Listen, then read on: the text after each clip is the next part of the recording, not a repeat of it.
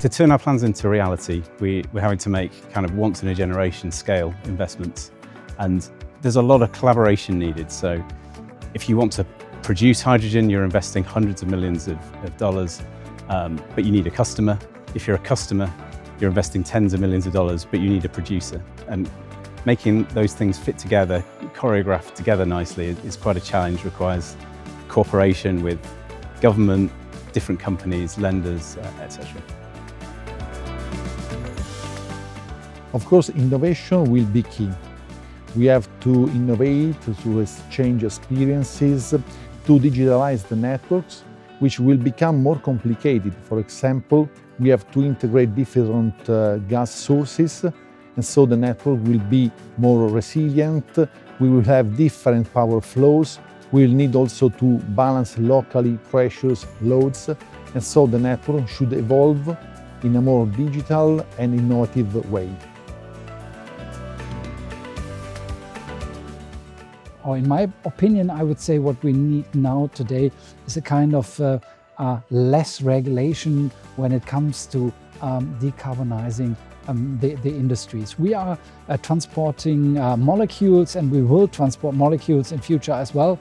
But there are so many regulatory burdens, the hurdles that we do see right now. We need to reduce them in Europe mainly.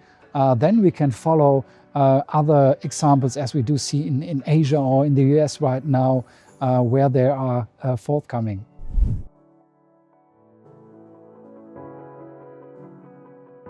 Well, I think that it's not a question of if decarbonization is going to happen. It's just a question of what pace, in my opinion. So we hope quickly, because we're directly involved with that electrification process. I would say it is becoming more legislative. So a lot of regulations, especially in Europe, is a challenge to overcome the energy transition. But there is still possibilities. You have to have a good economic case to get that decarbonization done. So just looking at the Shell projects where I'm working, the big transformation projects, it's also focusing on, hey, how we can get more value with less emissions. I'm always optimistic, and I have heard these days quite a few rather pessimistic positions, but I have learned in my life that it's somehow it's part of the human nature that we change only when we need to.